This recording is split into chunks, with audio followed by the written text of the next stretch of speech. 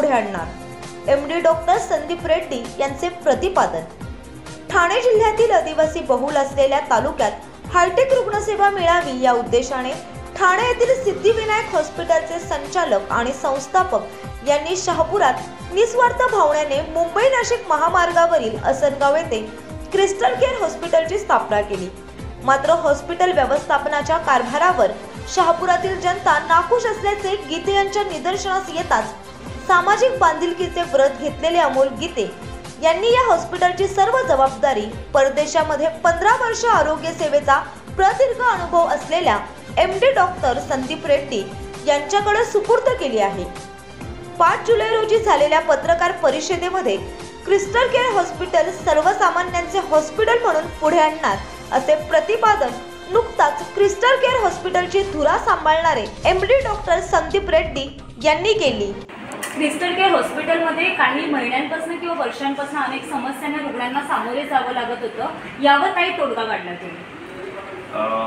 गेल्या 2 वर्षापासून आपण इथे सेवा देत असताना बऱ्याचशा लोकांचे सजेशन्स होते की मॅनेजमेंट अजूनही चांगल्या दर्जाची झाली पाहिजे, वैद्यकीय सेवा चांगल्या झाल्या पाहिजेत, ॲडमिनिस्ट्रेशन अजूनही चांगलं झालं पाहिजे, एक प्रोफेशनल ट्रीटमेंट इथे मिळाली पाहिजे।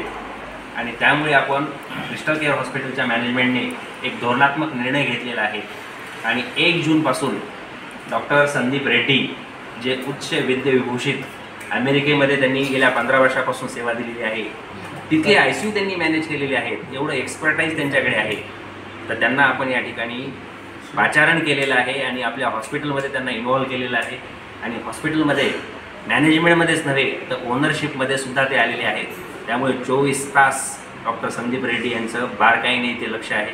त्यामुळे वैद्यकीय सेवा ह्या अतिशय उत्कृष्ट दर्जाच्या करण्यासाठी आम्ही धोरणात्मक निर्णय घेतलेला आहे। मागील काही 15 वर्षापासून तुम्ही अमेरिकेमध्ये होतात, मग एकंदरीतच अमेरिकेनंतर जर तुम्ही मुंबई किंवा पुण्यासारख्या सिटीमध्ये मोठ्या शिफ्ट झाला असतात, परंतु तुम्ही एक ग्रामीण भाग निवडलाय, त्यामागे तुमचं कारण काय? त्यामागे 3 कारण आहेत। एक तर लोकांची सेवा करायची आहे, दुसरं हा हॉस्पिटल जो सेटअप आहे मी खूप दिवस काम केलं आहे, हे कुठंच दिसला नाही। आपल्याकडे CT स्कॅन आहे, कॅथलॅब आहे, डायलिसिस आहे, ब्लड बँक आहे, लॅब आहे, एक्सरे, ह्या सगळ्या सुविधा एक हॉस्पिटल हे।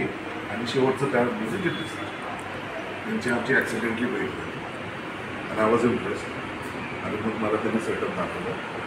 ते 3 कारण। सर, हा ग्रामीण भाग आहे, या ग्रामीण भागामध्ये अनेक असे रुग्ण आहेत की त्याची परिस्थिती अतिशय बेताची आहे, परंतु ज्या वेळेला अपघाती काही होतं आहे त्यावेळेला अचानक क्रिस्टल केअर आठवतं आहे, कारण इथे बरोबर सर्व सुविधा आहेत अतिशय सुंदर अशा येतो।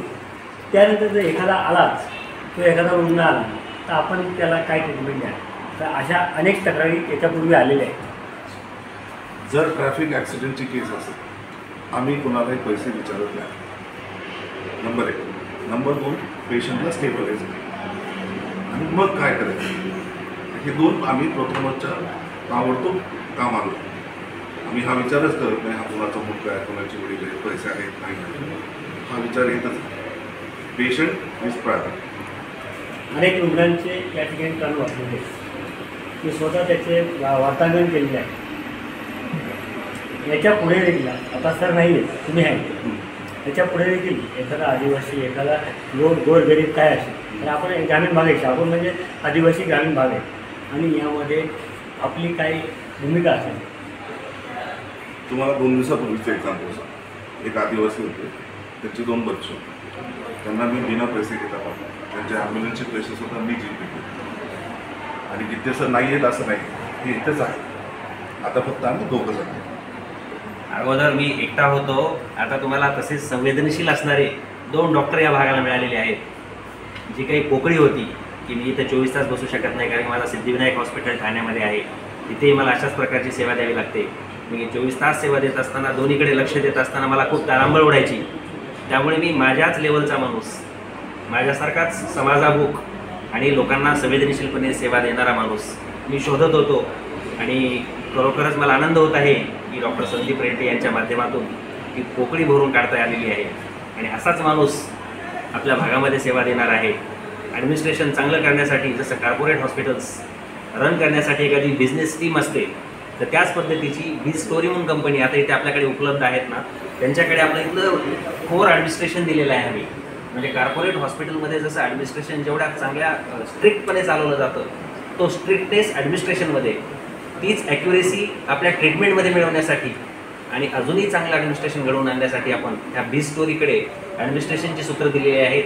तर ही टीम बॅकग्राऊंडमध्ये काम करेल, त्यांचा पेशंटशी जास्त संपर्क असणार नाही, परंतु आपल्या ज्या सुविधा आहेत up to the level of corporate hospitals, जसं ज्युपिटर हॉस्पिटल असेल, बेतनी हॉस्पिटल आहे, कौशल्य हॉस्पिटल आहे, अशा मोठ्या मोठ्या हॉस्पिटलमध्ये जशा वैद्यकीय सेवा चांगल्या प्रोफेशनली दिल्या जातात, तर तशाच सेवा द्याव्या म्हणून बॅकग्राऊंडमध्ये काम करण्याचं ह्या टीमने या ठिकाणी आता आपल्याकडे इन्व्हॉल्व्ह होऊन आपल्या हॉस्पिटलचं पूर्ण ॲडमिनिस्ट्रेशन त्यांनी आपल्या हातात घेतलेलं आहे.